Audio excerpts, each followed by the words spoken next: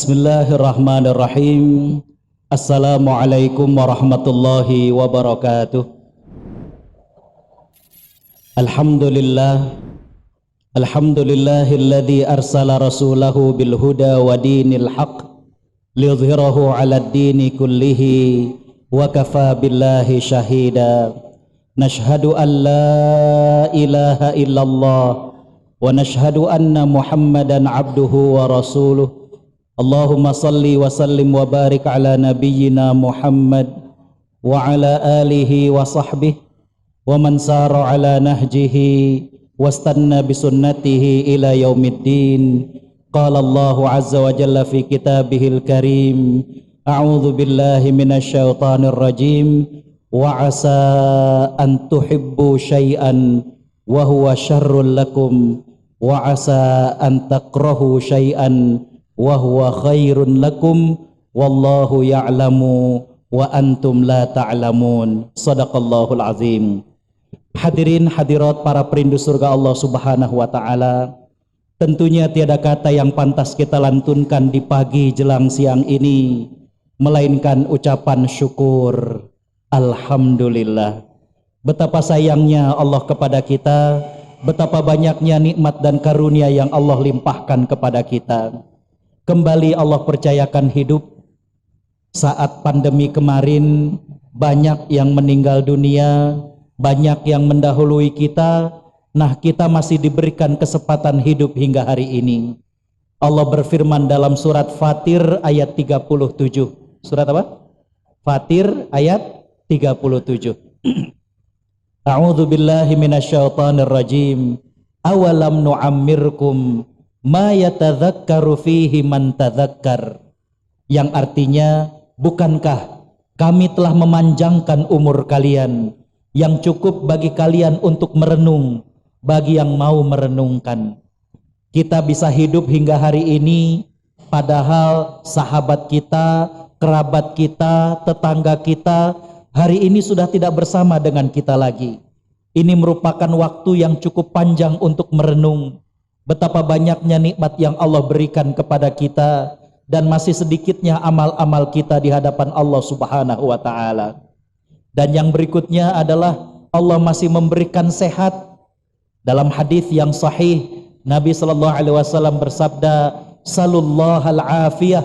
Mintalah kesehatan kepada Allah Subhanahu wa taala. Demi Allah, tidak ada kenikmatan yang lebih besar setelah iman dan Islam melainkan sehat. Dengan sehat, Bapak Ibu bisa hadir di majelis ini. Dengan sehat, Bapak Ibu mencicipi konsumsi dengan nikmat. Coba kalau sakit, yang ada kalau nggak pahit, tawar di lisan kita. Ya. Beribadah kita juga bisa khusyuk. Coba kalau sakit mata, ya Allah, imam lagi ruku kayaknya mau copot, imam mau sujud juga apalagi. Ya. Alhamdulillah Allah berikan kepada kita sehat. Dan yang terbesar tentunya adalah Allah masih menitipkan iman dan Islam di hati kita. Kita berharap dan berdoa mudah-mudahan Allah senantiasa menjadikan kita hamba-hambanya yang bersyukur, dan mudah-mudahan kita diberikan istiqomah dan kita kelak wafat dalam keadaan husnul khatimah. Amin ya rabbal alamin.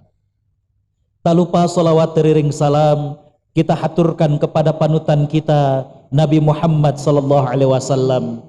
Sosok yang istimewa. Kalau dengan manusia biasa tumbuh rasa cinta karena pernah berjumpa, ada rasa rindu karena pernah bertemu. Tapi dengan Nabi sallallahu alaihi wasallam kita belum pernah bertatap muka dengan beliau, belum pernah berjumpa dengan beliau, tapi Allah titipkan rasa cinta di hati kita. Dengar kabar ada yang umroh teh, aduh ya Allah, ya. Kirim video sekarang sudah di Masjid Nabawi, ya Allah. Ya. Padahal belum pernah berjumpa dengan beliau. Begitu juga dengan para sahabat Nabi sallallahu alaihi wasallam ridwanullahi alaihim begitu cinta kepada Nabi sallallahu alaihi wasallam. Bahkan ketika para sahabat di Mekah itu disiksa oleh orang-orang kafir Quraisy dan mereka kemudian ditanyakan, maukah tempat kalian sekarang ini digantikan oleh Muhammad sallallahu alaihi wasallam? Jadi sahabat yang lagi disiksa kira-kira mau nggak kalau diganti dengan Muhammad sallallahu alaihi wasallam? Apa jawaban para sahabat? Tidak. Bahkan kami tidak rela walaupun sekedar duri yang menusuk ke kaki Nabi sallallahu alaihi wasallam. Orang-orang kafir Quraisy sampai salut dengan kecintaan para sahabat kepada Nabi sallallahu alaihi wasallam, dan mereka mengatakan, ma ra'aina ahadan yuhibbu ahadan ka ashabi Muhammadin Muhammadan. Belum pernah kami dapatkan ada seseorang yang cinta kepada orang lain melebihi cintanya sahabat Muhammad kepada Muhammad sallallahu alaihi wasallam. Mudah-mudahan kita semuanya dikumpulkan oleh Allah Subhanahu wa taala berada satu surga dengan beliau, berjumpa dengan beliau, dan kita bisa dekat dengan beliau di surga Allah Subhanahu wa taala. Amin ya rabbal alamin. Hadirin hadirat para perindu surga Allah Subhanahu wa taala, ini merupakan pertemuan yang kesekian di Masjid Istiqomah. Saya sempat menyampaikan materi diantaranya adalah ujian berbagai warna dan rasa. Masih lupa atau masih ingat? Yang berikutnya adalah rumah tangga sehidup sesurga. Masih ingat juga atau masih lupa? Yang ketiga adalah pernak-pernik rumah tangga Nabi Shallallahu Alaihi Wasallam. Nah ini nggak habis. Terus topik kita pada kali ini adalah tentang tazkiyatun nafs. Judulnya adalah Allah memberi yang kita butuhkan dan tidak setiap yang kita inginkan. Gimana temanya? Allah memberi yang kita butuhkan dan tidak semua yang kita inginkan. Kita teh banyak keinginan, kita teh banyak permintaan, pengen ini, pengen itu, pengen ini, pengen itu, tapi Allah Subhanahu wa taala memberikan yang kita butuhkan dan tidak semua yang kita inginkan. Ya, pengen sekolah di sini nggak keterima, betul? Ya, pengen dapetin si fulana ditolak, ada yang begitu? Ya, ya. Pengen lah punya calon seorang ustadz, ternyata bukan jodohnya. Ya. Saya 6 tahun di sini di pesantren nggak dapet orang Garut. Ya. Bapak Ibu Allah Subhanahu wa taala rahmati, ya. Pengen ini, pengen itu, pengen punya anak laki-laki tapi ternyata anaknya perempuan, kebalikannya, pengen punya anak perempuan, anaknya teh laki semua, betul? Ya, pengen kerja jadi pegawai negeri, ternyata dagang dan lain sebagainya. Jadi Allah Subhanahu wa taala, kita akan bahas di sini, Allah memberikan itu yang kita butuhkan dan tidak semua yang kita inginkan. Hadirin khotaliman rahimakumullah. Sebelum masuk tentang poin-poin bagaimana Allah memberikan yang kita butuhkan, maka kita harus yakin bahwa Allah Subhanahu wa taala adalah sebaik-baik yang menentukan. Allah adalah sebaik-baik yang menentukan kepada kita. Allah berfirman dalam surat Al-Mursalat ayat 23, A'udzu billahi minasyaitonir rajim, faqadarna fa ni'mal qadirun, maka kami telah menentukan, maka kamilah sebaik-baik yang menentukan. Rupa kita, jodoh kita, ya, anak kita, ini adalah Allah yang terbaik yang menentukan. Kalau masih ingat tentang materi rumah tangga sehidup sesurga, masih ingat? Saya mengatakan rumah tangga bagi kita, seorang muslim dan muslimah, ini bukan cuma sehidup semati, harus dirubah. Biasanya kalau ada resepsi atau walimah, sering kita dengar ada orang mendoakan kepada kedua mempelai, mudah-mudahan awet sampai kakek-kakek dan nenek-nenek. Beneran, pas udah kakek-kakek dan nenek-nenek bercerai. Dan doanya cuma sampai kakek-kakek dan nenek-nenek. Ada juga yang mendoakan mudah-mudahan awet sampai maut memisahkan. Setelah meninggal gimana? Kawin deui. Ya. Saya ingin mengatakan adalah bahwa rumah tangga bagi kita seorang muslim adalah sehidup sesurga. Dalilnya lihat sendiri surat At-Tur ayat 21. Kalau ada yang belum nikah atau ada yang mau nikahkan putrinya, punten, nanti minta tolong ayat yang dibaca selain surat Ar-Rum ayat 21, kan biasanya Ar-Rum ayat 21, tolong tambahkan satu ayat saja lagi, yaitu surat At-Tur ayat 21. Allah berfirman, a'udzubillahi minasyaitonir rajim, walladzina amanu wattaba'athum dzurriyyatuhum biiman alhaqna bihim dzurriyyatahum, dan orang-orang yang beriman diikuti oleh keturunan mereka yang beriman, maka kami kumpulkan mereka di surga. Subhanallah. Kita tidak ragu dengan nikmatnya surga, kita nggak pernah sangsi dengan indahnya surga, tapi Allah gambarkan dalam ayat tersebut bagaimana bahagianya kita ketika kita berada di surga dan kumpul lagi dengan pasangan kita, kumpul lagi dengan anak kita. Waktu itu saya mengatakan, bagaimana menjadikan rumah tangga kita sehidup sesurga? Yang pertama adalah jadikan dalam hati kita bahwa pasangan kita adalah orang yang terbaik yang Allah pilihkan. Tutup pintu membandingkan dengan orang lain. Ya. Allah yang sudah menentukan. Ketika kemudian kita merasakan bahwa pasangan kita adalah orang yang terbaik, maka kita tutup pintu membandingkan. Kalau sudah membandingkan dengan yang lain, ini setan sudah mulai. Ya.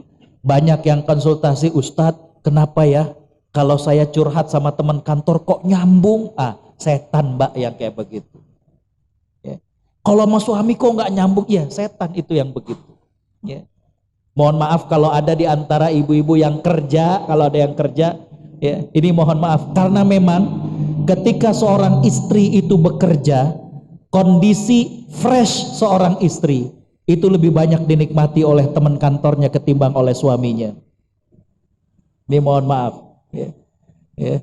Kondisi freshnya, seger, itu lebih banyak dinikmati teman kantor. Pulang teh udah suntuk, ya, komo macet, ya. Nyampe rumah udah suntuk, ngobrol sama suami, atau nggak nyambung. Ya. Tapi setelah tidur, mandi, seger, ya, wangi, ketemunya siapa? Teman kantor kan. Nah, tambah lagi setan. Ya. Jadi Bapak Ibu Allah Subhanahu wa taala rahmati, kembali bahwa Allah itu sebaik-baik yang menentukan. Ya. Begitu juga dengan anak kita. Anak kita merupakan anugerah dari Allah Subhanahu wa taala, yang terbaik yang Allah berikan kepada kita. Kalau ada yang kenal, ada di Kuwait Syekh Fahad Al-Kandari. Syekh Fahad Al-Kandari. Saya 3 kali ke Kuwait, subhanallah, ya. Syekh Fahad Al-Kandari ini beliau imam di masjid. Di sana disebutnya Masjid Kabir. Kalau di kita mungkin Masjid Agung, ya. Dan subhanallah, pernah beliau terlupa bacaan dan ada seorang kakek yang membetulkan bacaannya. 2-3 kali beliau salah, kakek ini yang membenarkan. Ya. Jadi selesai beliau sholat, beliau ngobrol dengan kakek ini, "Kak, saya udah 2-3 kali salah hafalan, Anda yang membetulkan." Hebat, beliau ini syekh, ya, terkenal, Fahad Al-Kandari. Ya. Beliau mengatakan berarti kakek ini hafal Qur'annya dari kecil, ya. Karena kenapa? Beliau seorang ulama saja, namanya manusia kadang lupa. Ya. Tapi ini kakek yang selalu mengingatkan. Apa jawaban beliau? Tidak. Saya baru hafal ketika umur saya 63 tahun. Berkah dari doa ibu saya yang minta kepada Allah Subhanahu wa taala agar ada di antara anaknya yang hafal Quran, dan itu Allah kabulkan. Beliau sudah meninggal dunia, saya berumur 63 tahun dan saya bisa hafal Quran. Subhanallah. Syekh Fahad Al-Kandari kemudian menulis sebuah catatan bahwa yakinlah doa kita dikabul oleh Allah Subhanahu wa taala. Kadang kita punya anak kayak kehabisan jurus, ikutin tahfiz di sini, nah tak apal-apal, menibelet, pindahin lagi ke sini, kayak bingung. Ya. Jadi seolah-olah, ya, kita membandingkan anak kita dengan anak yang lain. Oh, anaknya Ustadz Fulan sudah 3 juz, anak kita baru Al-Fajr. Al-Fajr day. Ya. Kata beliau, ya, yang pertama kita orang tua harus mengikhlaskan niat. Jangan-jangan kita ikutkan anak kita tahfiz, kita hanya pengen bangga. Hati-hati, kata beliau. Ya. Jangan sampai orang tuanya kemudian tercampur niat yang gak ikhlas. Oh, alhamdulillah, putra anak mah tos 23 juz. Wah. Jadi sombong bapaknya, mungkin anaknya tidak. Paham? Inilah mungkin yang bikin anak kemudian jadi susah ngafal. Karena kenapa? Orang tuanya nggak ikhlas niatnya. Ya. Yang kedua, kemampuan seseorang itu berbeda antara satu dengan yang lain. Beda-beda. Ya. Anak kami 3. Yang pertama dan kedua lahir di Mesir. Ya. Jadi saya termasuk yang beruntung. Ya. Berangkat kuliah sendiri, pulang berempat. Ya. Bonus ayah batian. Ya. Saya satu angkatan dengan Habibur Rahman El-Shirazi, penulis novel Ayat-Ayat Cinta. Tapi bukan kisah saya yang ditulis, bukan. Ya. Istri saya orang Sunda, bukan orang Jerman. Jadi hadirin khotul iman rahimakumullah, anak yang pertama dengan anak yang kedua beda karakternya. Ya. Anak yang kedua pinter, tapi ketika dibikin target itu malah jadi sering keringetan. Jadi di pesantrennya beliau tadinya keterima untuk yang takhosus. Takhosus ini selain materi kepesantrenan, maka ada program hafalan Quran. Jadi habis pulang dari pesantren ngafal, nanti malam nyetor atau sebelum subuh justru buang-buang air. Yang kedua ini stres. Ya. Terus dia bilang, kan namanya Khonsa. Khonsa kadang pengen main Khonsa kadang pengen ini dan itu. Ya udah kalau kayak gitu kakak targetin. Yang takhosus seminggu berapa lembar? Kakak targetin seminggu sekian, kakak sendiri yang ngatur. Ternyata lebih enjoy beliau begitu. Ya. Jadi hadirin khotul iman rahimakumullah, faqadarna fa ni'mal qadirun. Allah Subhanahu wa taala yang menentukan, maka Allah adalah sebaik-baik yang menentukan. Ini harus ada dalam keyakinan kita. Ya. Baik berkaitan dengan pernikahan, baik berkaitan dengan anak ataupun yang lain, ketika Allah sudah menentukan ini adalah yang terbaik. Hadirin hadirat para perindu surga Allah Subhanahu wa taala. Yang berikutnya adalah ya, kenapa temanya Allah memberikan yang kita butuhkan dan bukan semua yang kita inginkan? Yang pertama alasannya adalah karena Allah itu cinta kepada manusia. Allah cinta kepada hambanya. Maka karena Allah cinta kepada kita, tidak semua keinginan kita itu dituruti. Tapi yang pasti Allah akan memberikan semua yang kita butuhkan. Dalilnya mana Allah cinta kepada hambanya? Hadis yang diriwayatkan dari Umar bin Khattab radhiyallahu an. Jadi selesai peperangan, kemudian ada tawanan. Ada seorang wanita ya, yang dia terpisah dengan bayinya. Subhanallah, coba ya. Bisa dibayangkan dalam kondisi perang, beliau sendiri sebagai tawanan, ternyata bayinya entah di mana. Apa yang terjadi? Kemudian ditemukan bayinya dan diserahkan kepada dia. Kira-kira Bu, kita mohon maaf lagi berada di pasar, kemudian kita ketinggalan anak kita. Di mana ya? Ya. Pernah ketinggalan? Kalau saya pernah ketinggalan istri. Jadi habis ngisi Pak Haji, ya, ngisi kayak begini pengajian, habis selesai ceramah banyak jamaah yang nanya, seru. Sampai kemudian turun ke parkiran, di parkiran juga begitu. Selesai, saya pulang aja, nyampe ke rumah saya tanya, Umi mana? Lo tadi bukan sama Abi, ketinggalan di masjid. Pas balik tuh udah manyu. Ketinggalan. Ya. Jadi saking serunya ditanya sampai lupa tadi itu datang sama istri. Tapi kali ini enggak, jadi insya Allah enggak ketinggalan. Ya. Hadirin khotul iman rahimakumullah, ketika kemudian diserahkan, maka sang ibu tersebut langsung memeluknya, kemudian mencium-cium daripada anak tersebut. Nabi SAW kemudian mengatakan kepada para sahabat, lallahu afrahu bitaubati abdihi min hadhil umli waladiha. Allah Subhanahu wa taala lebih senang, Allah itu lebih gembira dengan kembalinya sang hamba, bertaubatnya seorang hamba, daripada bahagianya ibu itu menemukan sang anaknya. Jadi ketika kemudian kita taubat, ya, kembali kepada Allah Subhanahu wa taala, Allah tuh bahagianya luar biasa. Ya. Seneng. Ya. daripada melebihi daripada ibu tersebut ketika mendapatkan anaknya. Jadi Allah tuh cinta sama kita. Allah itu sayang sama kita.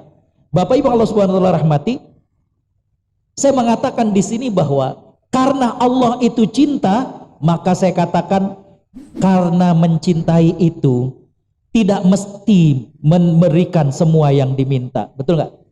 Karena mencintai tidak mesti memberikan semua yang diminta. Mencintai menjadikan kita sayang. Sayang itu menjaga. Saya ingin mengatakan maha suci Allah Subhanahu wa taala, maha suci Allah dari permisalan ini. Cuma kita juga sebagai orang tua sayang nggak sama anak? Saya tanya, sayang nggak? Tapi sayangnya kita tidak semua keinginan anak kita kasih, betul nggak? Anak kita masih SD, ayah beliin motor dong, ayah mau motoran, dikasih nggak? Justru kalau kita sayang jangan dikasih. Karena kenapa? Kaki aja belum nyampe, ya. Masih jinjet kalau naik motor, ya. Bapak Ibu Allah Subhanahu wa taala rahmati, dalam Al-Quran Allah menyebutkan 8 jenis cinta dalam Al-Quran. Ada berapa? 8. Yang sering dibahas dalam acara pernikahan itu biasanya 2, mawaddah dan rahmah. Ini juga waktu itu saya sempat katakan, kalau mawaddah, makanya dalam surat Ar-Rum Allah dahulukan wa ja'ala bainakum mawaddatan, terus warahmah. Cinta mawaddah adalah cinta antara laki dan perempuan, biasanya di awal pernikahan. Cinta yang menggebu-gebu, cinta untuk ingin dekat dengan pasangannya. Suaminya baru kecopong udah tanya, "Kang, kapan pulang?" Tuh, baru nyampe, pengajian juga belum mulai, ya. Udah nyampe belum ke kantor? Baru nih nyampe, tadi macet. Karena cinta mawadah, istrinya kemudian merayu, "Nggak apa-apa, jalanan macet, yang penting cinta akang lancar ke Neng." Suaminya nggak mau kalah, "Aduh Neng, akang lupa nggak bawa kacamata hitam." Kenapa? Takutnya pulang silau melihat Neng cantiknya. Ini cinta mawadah, cinta mawadah. Ya. Nah, ketika kemudian memasuki usia pernikahan sekian tahun, maka cinta itu menjadi rahmah. Cinta rahmah itu adalah kasih sayang, menjaga, mengayomi. Ya. Nih ibu-ibu yang sepuh, bapak-bapak yang sepuh, ketika ngedenger tadi yang kayaknya rayuan-rayuan begitu, kayaknya gimana. Ya. Tapi kalau yang muda-muda justru seneng yang begitu, ya. Seneng yang begitu, ya. "Mbak, senyumnya biasa aja dong, ngebekas di dada saya." Yang cinta mawadah tuh begitu, ya. Senyumnya pakai spidol permanen ya, kok nempel banget di hati. Wah, begitu ya. Ini yang ya. Tapi kalau cinta rahmah itu adalah bagaimana udah jadi sayang, ngayomin, ya. Bagaimana nganterin periksa ke dokter, ya. Ke pediatri itu yang udah buat yang sepuh-sepuh, ya. Udah tua sambil megangin tongkat, ketawa-ketawa gitu ya. Adakah cinta mereka hilang? Tidak. Cuma dari mawadah menjadi rahmah. Dah nggak usum lagi kalau kemudian si akang mah nggak pernah ngasih lagi bunga. Dah nggak musim. Udah nggak musimnya ngasih bunga, ya. Udah nggak musim. Karena kenapa? Udah menjadi rahmah, ya. Saya ada materi judulnya 1:15:25. Apa materinya? 1:15:25. Ini bukan angka baik untuk dipasang togel, haram, bukan. Ini adalah usia rawan pernikahan. Rawan usia-usia ini. Ya. 1, usia pertama pernikahan. Kenapa rawannya? Belum saling kenal, ya. Apalagi kalau Allah takdirkan baru nikah, nggak lama kemudian istrinya hamil. Apa masalahnya?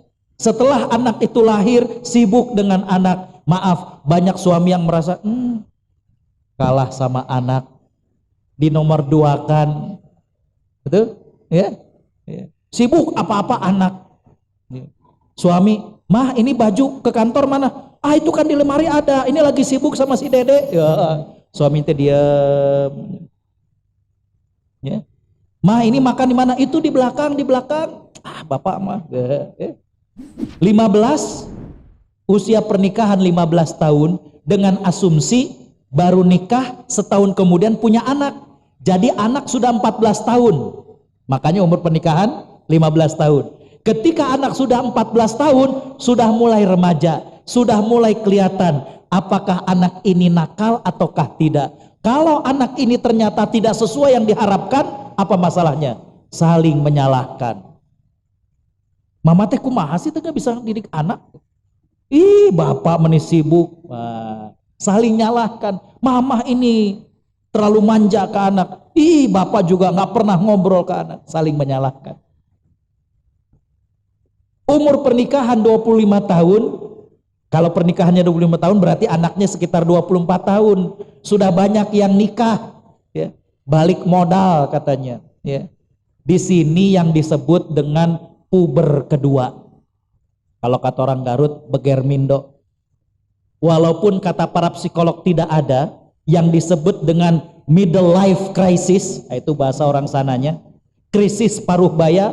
Walaupun kata para psikolog tidak ada jeda waktu itu, tapi dalam prakteknya ada. Kenapa? Ketika usia pernikahan 25 tahun, maka yang perempuan itu 45 tahun ke atas. Mohon maaf nih ibu-ibu yang 45 tahun ke atas, udah mau monopos bapak-bapak, ibu-ibu. Kulitnya udah mulai kendor, udah banyak kemudian koyo. Umur itu terlihat dari parfumnya. Kalau masih wangi, masih muda. Tapi kalau bau minyak angin sudah rada berumur.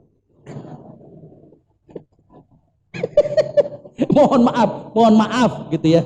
Parfumnya udah nggak kecium, cuma baunya bau minyak wangi, caplang dan segala macam. Ah, ini nggak gas berumur yang begitu mah. Nggak usah malu ngaku, ya. Ada yang minyak angin. Kalau minyak telon masih inilah. Tapi kalau udah minyak angin, biasanya udah gitulah. Jadi kalau masih muda minyak wangi pak, nggak serada kolot minyak angin. Nah yang perempuan lagi begitu, yang suami coba umur 45 ke atas, karirnya lagi bagus di kantor, ya. Mulai itu, ya. Bagaimana kemudian pengen gaya deui, mobil diceperan, rambut ngajeripit, balik ke rumah istri udah koyo, di kantor gareli sareungit. Betul? Ya. 1:15:25. Ya. Jadi hadirin khotbah liman rahimakumullah, kembali bahwa cinta rahmah itu sayang. Dan ada jenis cinta yang ketiga yaitu ra'fah. Apa? Ra'fah. Allah berfirman dalam surat Al-Hajj, a'udzubillahi minasyaitonirrajim, wala ta'khudhukum ra'fatun fi dinillah. Jangan sampai rasa cinta dan sayang kalian memalingkan kalian dari hukum Allah Subhanahu wa taala.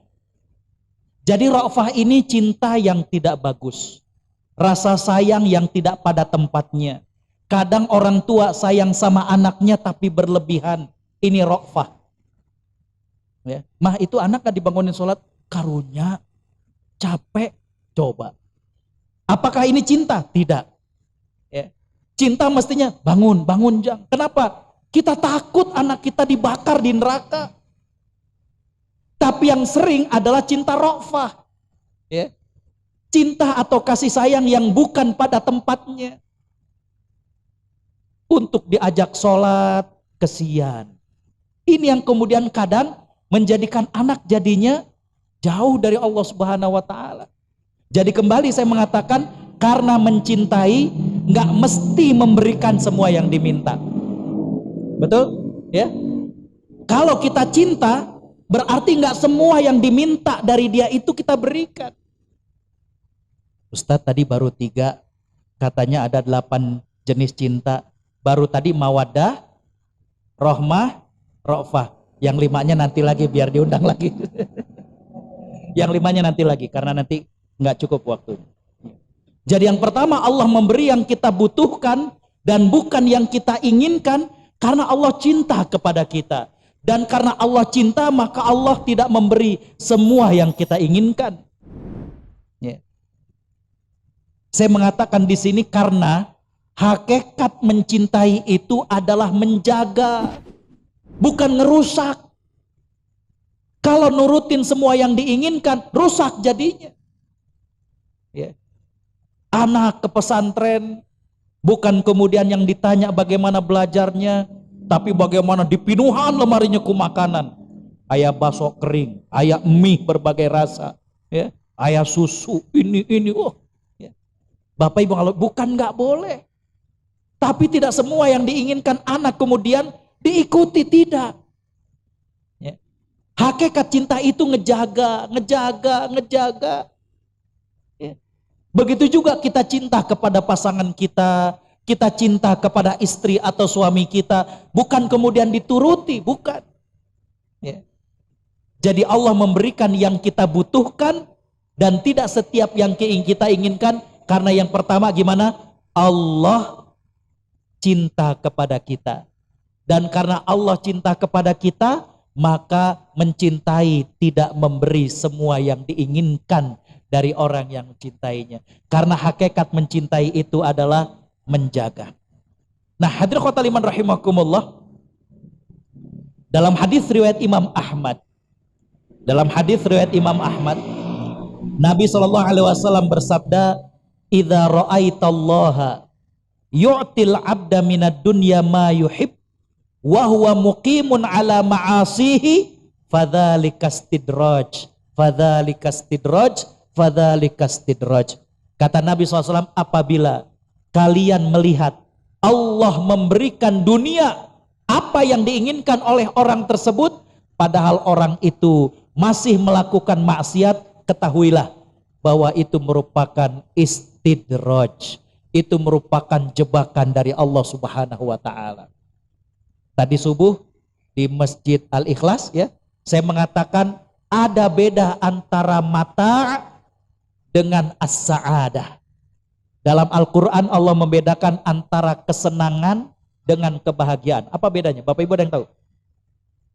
Yang dari Masjid Al-Ikhlas jangan dijawab. Apa bedanya antara kesenangan dengan kebahagiaan? Ibu-ibu ada yang tahu apa bedanya? Bedanya adalah tidak setiap kesenangan berujung kepada kebahagiaan. Betul nggak? Tidak setiap kesenangan berujung kepada kebahagiaan. Kesenangan itu misalkan gagah, cantik, kaya, ilmu, jabatan, ini semua kesenangan. Tapi kesenangan ini belum tentu memberikan kebahagiaan. Apa kaedahnya? Kullu ni'matin la tuqarribu ilallahi azza wa jalla fahiya baliyah. Setiap kenikmatan, setiap kesenangan yang tidak menjadikan pemiliknya dekat dengan Allah sebenarnya adalah musibah. Gimana? Setiap kesenangan yang tidak menjadikan pemiliknya dekat dengan Allah sebenarnya adalah musibah. Kasep, ganteng, kesenangan. Tapi ketika pemiliknya tidak jadi dekat dengan Allah, apa yang terjadi? Tebar pesona ke sana kemari. Betul nggak? Ya. Sudah bernikah, sudah berkeluarga, masih tebar pesona ke sana kemari. Tapi kalau kemudian tampan dan dekat dengan Allah Subhanahu wa taala, itulah yang terjadi kepada Nabi Yusuf alaihi salam. Ya. Itu yang ada pada Nabi Muhammad sallallahu alaihi wasallam. Bu, Nabi Muhammad ganteng nggak? Ya. Para ulama mengatakan bahwa Nabi Muhammad sallallahu alaihi wasallam ini juga tampan. Cuma ketampanan Nabi Muhammad sallallahu alaihi wasallam ini adalah tampan yang berwibawa. Makanya tadi saya mengatakan, kalau baca kitab Asy-Syama'il Al-Muhammadiyah, bagaimana tentang hadis-hadis fisik Nabi Shallallahu Alaihi Wasallam, bagaimana dahinya, bagaimana alisnya, bagaimana pelipisnya, bagaimana rambutnya, ini seringnya diriwayatkan oleh sigharus sahabah, seringnya diriwayatkan oleh sahabat-sahabat yang junior. Kenapa? Karena kalau sahabat-sahabat yang senior itu ketika melihat Nabi itu nggak sanggup. Karena kenapa? Wibawanya, ya, berwibawa. Ya. Kalau Nabi Yusuf alaihissalam ini tampan tapi gemesin. Jadi dua-duanya tampan. Ya. Dan tampannya Nabi Yusuf alaihissalam ini nurun dari neneknya yaitu Sarah. Nabi Ibrahim nikah dengan Sarah, punya anak Ishak. Nabi Ishak kemudian punya anak, diantaranya Nabi Yakub. Nabi Yakub punya 12 anak, diantaranya Yusuf alaihissalam. Ya. Jadi hadirin khotul iman rahimakumullah, ya. Begitu juga dengan harta. Ini kesenangan. Tapi ketika harta tidak menjadikan seseorang dekat dengan Allah, yang terjadi musibah. Bagaimana dia harus menjaga hartanya. Aduh, ripuh. Saya pernah dengar ceramah seorang ustadz. Dia baru punya uang dan kemudian beli kamera mahal. Dia bilang, subhanallah, ini kamera memang kamera mahal, tapi kok saya jadi diperbudak sama kamera. Jadi beliau beli lagi umroh. Mau dibawa ke Masjidil Haram, taruh di depan, takut ada yang ngambil. Taruh di saku, dah kamera nggak muat. Ditinggal di kamar, aduh apalagi. Ya. Kadang teman masuk, kadang orang lain masuk ke kamar, takut hilang. Mau wudhu digantung bingung. Ya, kalau ada yang sempat ke Masjidil Haram, ya, di sela-sela antara tembok takut ada yang ngambil. Ditaruh dekat ininya takut jatuh pecah. Kata beliau, sholatnya jadi yang kepikiran teh kamera, jeng kamera. Harta, ya. Harta. Ya. Bapak Ibu Allah Subhanahu wa taala rahmati, berapa banyak orang yang diberikan harta tapi tidak dekat dengan Allah Subhanahu wa taala. Nah, hadirin khotul iman rahimakumullah, jadi kembali bahwa apabila kita melihat ada orang yang, loh kok hartanya banyak tapi dia jauh dari Allah Subhanahu wa taala, nggak usah kemudian kita kaget, nggak usah kemudian kita bingung, itu merupakan jebakan dari Allah Subhanahu wa taala. Jadi kembali Allah memberikan yang kita butuhkan dan tidak semua yang kita inginkan. Karena kenapa? Karena Allah cinta kepada kita. Yang kedua, kenapa Allah memberikan yang kita butuhkan dan tidak setiap yang kita inginkan? Yang kedua, karena Allah tahu mana yang menjadi kebutuhan kita. Allah yang maha tahu mana yang menjadi kebutuhan kita. Allah berfirman dalam surat Al-Baqarah ayat 216. Ayat yang tadi saya bacakan di awal. A'udzubillahi minasyaitonirrajim. Wa asa an takrahu syai'an wa huwa khairun lakum. Boleh jadi kalian membenci sesuatu padahal itu yang terbaik bagi kalian. Wa asa an tuhibbu syai'an wa huwa syarrun lakum. Boleh jadi kalian membenci sesuatu, kalian suka kepada sesuatu padahal itu buruk bagi kalian. Allah mengatakan wallahu ya'lamu wa antum la ta'lamun. Allah yang maha tahu dan kalian tidak tahu. Jadi yang kedua, kenapa Allah memberikan yang kita butuhkan dan tidak setiap yang kita inginkan? Karena kenapa? Karena Allah tahu mana yang menjadi kebutuhan kita. Allah maha tahu apa yang menjadi kebutuhan kita. Ya. Syekh Mishari bin Rashid Al-Affasi, juga seorang ulama dari Kuwait, beliau pernah bikin video renungan tentang ayat ini. Bagaimana dalam video singkat itu digambarkan beliau dengan seorang anak kecil itu sedang mancing, ya. Mancing di pinggir danau. Dan hadirin khotul iman rahimakumullah, Syekh Mishari bin Rashid ini mancing dan dapat ikan. Sedangkan anak kecil ini ternyata ketika dia mau tarik berat, kebayangnya bakalan ikan yang besar.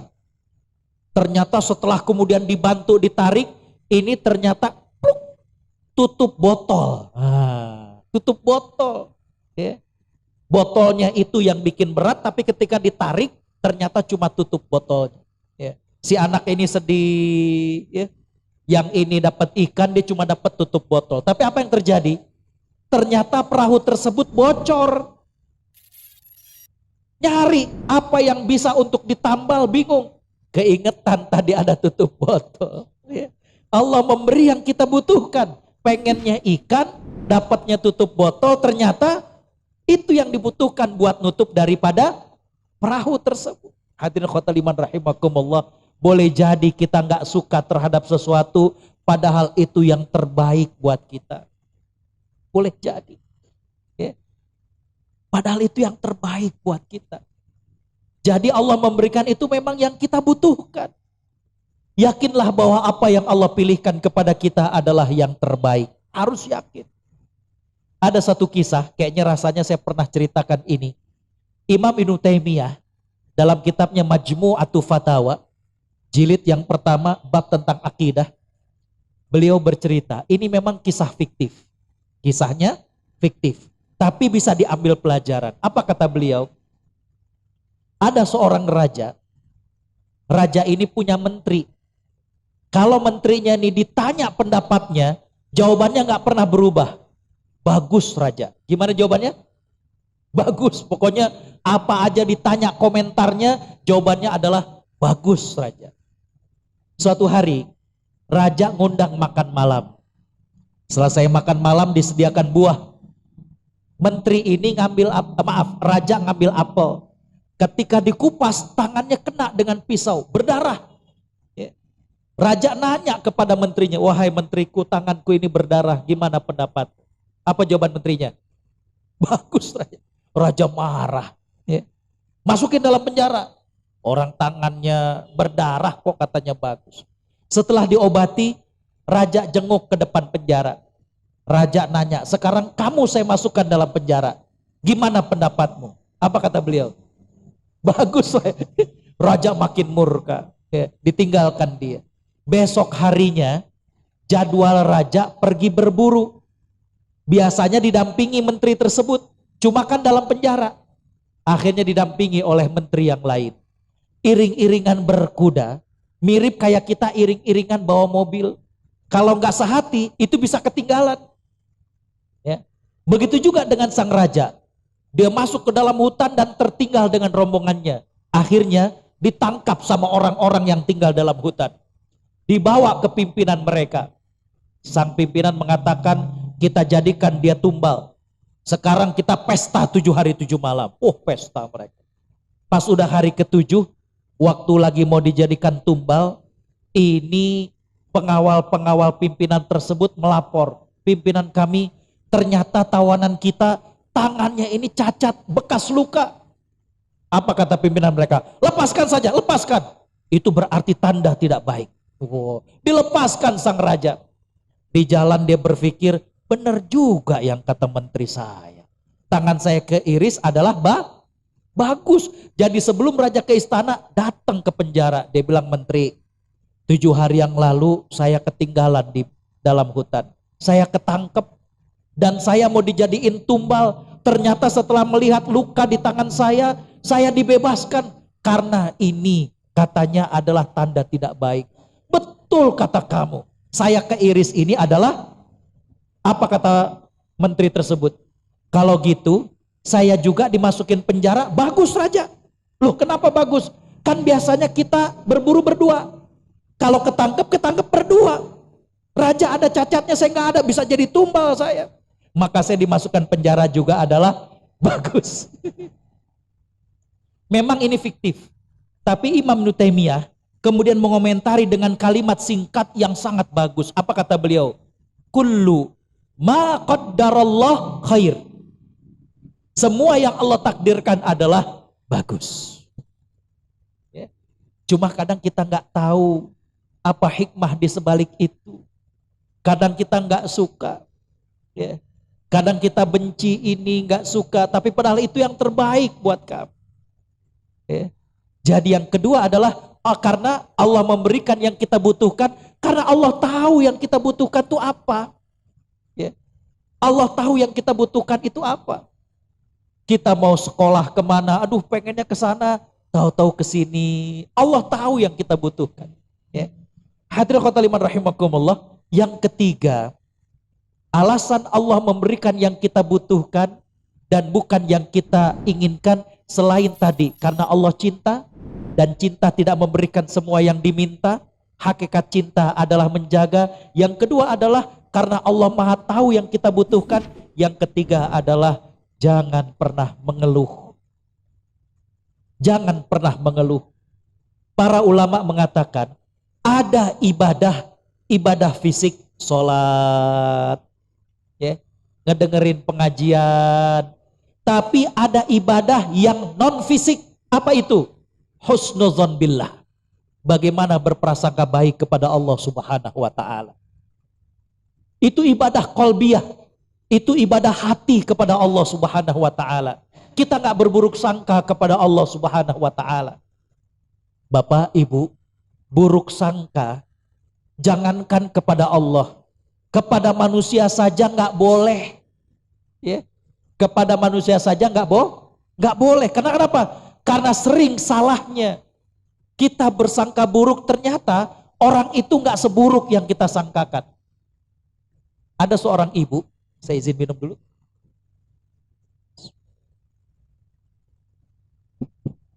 Ada seorang ibu, dia akan berangkat ke luar negeri. Ya. Karena dia menggunakan pesawat yang pertama, jadi pesawat pertama itu dari Soekarno-Hatta, itu kalau yang paling pagi sekitar jam 5. Bapak Ibu kalau mau ke luar negeri, itu 2 jam sebelum pesawat terbang mesti sudah ada di airport. Ya.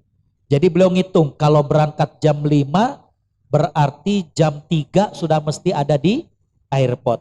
Dia ngitung dari rumah ke airport sekitar 1 jam, berarti berangkat jam 2. Malam itu tidur udah nggak nyenyak. Kenapa? Takut kebablasan. Ya. Udah order taksi. Ya. Apa yang terjadi? Ketika sampai di airport ternyata pesawatnya delay, ditunda. Udah kurang tidur, udah terburu-buru, nyampe ke bandara pesawatnya ditunda. Akhirnya untuk ngobati rasa kesal, beliau pergi ke Dunkin Donat. Bapak Ibu kalau ke Dunkin Donat itu selain donat ada kue-kue yang dijual, istilahnya muffin, ya. Dia beli. Kemudian Bapak Ibu kalau ingat di Soekarno-Hatta itu ada kursi yang memanjang begitu. Jadi beliau duduk kemudian ditaruh tasnya. Tiba-tiba beliau ngerasa di sampingnya dan dia lirik, ternyata ada anak muda, mana gondrong, makan kue dia. Dia bilang, ya Allah, kurang ajar, nggak bilang itu anak muda. Ya. Akhirnya dia juga ikut ngambil makan sambil kesel. Ya.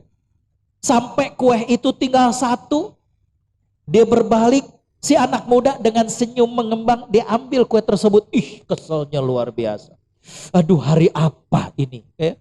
Udah tidur kurang, terburu-buru ke bandara, ternyata pesawatnya ditunda, ketemu lagi anak muda kayak begitu. Singkat ceritanya, beliau masuk ke pesawat dan ketika beliau ingin meletakkan hand luggage-nya, kabinnya, dia teringat dia bawa buku di tas. Obat kesel lah pengen baca. Dia buka tasnya, ya Allah, kue dia ada dalam tas. Jadi itu kue anak muda tersebut, ya Allah. Saking paniknya habis beli dimasukin, itu kue anak muda tersebut, ya Allah. Ya. Coba, kita sering buruk sangka sama orang. Ternyata orang gak seburuk yang kita sangka. Yang kita kira dia orang kurang ajar, ternyata itu anak muda senyum, ketawain dia. Ele si ibu gening, ya. Udah ngambil kue menibaut kan begitu. Ya. Coba, sering kalau kita buruk sangka, orang itu gak seburuk yang kita sangkakan. Ya. Nah kalau dengan manusia saja, kita gak boleh buruk sangka, apalagi dengan Allah. Apalagi dengan Allah. Apalagi dengan Allah. Coba. Ya. Jadi berbaik sangka kepada Allah Subhanahu wa ta'ala. Ya. Berbaik sangka dengan Allah Subhanahu wa ta'ala. Ya. Coba. Dalam berumah tangga, dalam bekerja. Ya. Ustadz, istri saya begini. Alhamdulillah. Lihat dari sisi baiknya. Ya. Lihat. Kalau kita kemudian cari kekurangan-kekurangannya, ya terus begitu. Ya. Sampai-sampai seorang salafus soleh mengingatkan kepada kita. Apa kata beliau? Man tolaba akhon bila aibin, baqiya bila akhin. Barang siapa yang mencari pendamping, barang siapa yang mencari teman tanpa ada cacatnya, dia akan kekal dalam sendirian. Man tolaba akhon bila aibin, baqiya bila akhin. Siapa yang nyari jodoh nggak ada cacatnya, dia akan sendirian, akan jomblo terus. Yang ini, aduh adiknya banyak takut numpang. Yang ini, aduh kurang tinggi. Yang ini, aduh nggak putih kayak yang itu. Banyak kekurangan. Kalaupun ada cantik, soleha, ya kan belum tentu mau sama dia. Mending GR pisan. Ya, ya. Jadi Bapak Ibu Allah Subhanahu wa taala rahmati, ya, kembali kita harus husnuzon kepada Allah Subhanahu wa taala, berbaik sangka kepada Allah Subhanahu wa taala. Ya. Jangan pernah kita berburuk sangka dengan Allah Subhanahu wa taala. Itu ibadah hati, itu yang membuat kita tentram, nyaman. Ya.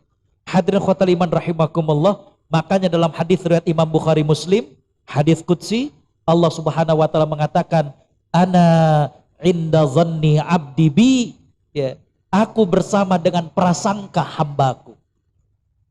Kalau hambaku berprasangka baik, Allah Subhanahu wa taala berikan kepadanya. Ya. Berapa banyak dalam kehidupan saya, Bapak Ibu juga tentu merasakan, kita pengennya ini, Allah kemudian menentukan yang lain. Ya. Tapi yakin bahwa itu yang terbaik. Bahwa itu yang terbaik. Yakin. Yang penting adalah bagaimana kita ikhtiar, bagaimana kita berusaha. Saya ingat dulu pertama dakwah ke Australia itu tahun 2008. Ya. Mereka minta sebulan Ramadan penuh, khutbah Idul Fitri, dan beberapa hari setelah itu baru pulang. Ngajukan visa ke kedutaan Australia itu kalau enggak yang sebulan, 3 bulan, 6 bulan, dan seterusnya. Jadi nggak ada yang cuma 40 hari, nggak ada. Nggak ada yang 2 bulan, nggak ada. Kalau nggak sebulan, 3 bulan. Saya ajukan. Nunggu sehari, 2 hari, 3 hari, nggak ada kabar. Sampai hari yang kelima, saya ingat waktu itu lagi di daerah Tebet, ada yang telepon. Mr. Agus, yes, saya bilang. Saya dari kedutaan Australia, betul? Anda mengajukan visa untuk ke sana? Iya. Ini kok ngajukannya visa yang 3 bulan? Saya katakan gini Mbak, karena saya akan ceramah selama bulan Ramadan, Idul Fitri, dan 3 hari setelah Syawal. Kata beliau, kalau begitu kemungkinannya 2. Anda rubah menjadi permohonan visa bisnis, atau yang kedua kami nggak penuhi. Itu sih sebenarnya satu pilihan ya. Saya kemudian bilang, Mbak, Agustiawan nggak ada bisnisnya, saya cuma ustadz, ya udah. Berarti kami nggak penuhi. Saya kemudian keingetan. Saya bilang, Mbak, kalau kemudian dirubah menjadi mengajukan visa bisnis, Anda yang rubah atau saya yang rubah? Nggak apa-apa kami yang rubah. Ya udah, kalau Anda yang rubah silakan. Tapi harus diketahui, Agustiawan itu nggak punya bisnis. Nggak apa-apa katanya. Ya. Selesai telepon tersebut, 2 hari kemudian saya ditelepon visa sudah dapat. Saya berangkat ke sana. Saya ambil, masih di kedutaan, saya buka, subhanallah, ternyata bukan dikasih sebulan, bukan dikasih 3 bulan, tapi setahun dan multiple entry. Artinya setahun bisa bolak-balik. Ya subhanallah. Ya. Jadi jangan pernah berburuk sangka kepada Allah Subhanahu wa taala. Bapak Ibu Allah Subhanahu wa taala rahmati, saya kira itu diantaranya ya. Kembali saya ingin mengatakan, Allah memberi yang kita butuhkan dan tidak semua yang kita inginkan. Karena kenapa? Karena Allah cinta kepada kita, karena Allah itu memberi memang yang kita butuhkan. Allah tahu kebutuhan kita. Ya. Dan yang ketiga adalah jangan pernah berburuk sangka kepada Allah Subhanahu wa taala. Saya kira demikian yang bisa saya sampaikan. Saya kembalikan kepada moderator. Kalau memang ada pertanyaan ataupun tambahan, saya persilakan dengan segala hormat. Demikian, jazakumullah khairan. Assalamualaikum warahmatullahi wabarakatuh.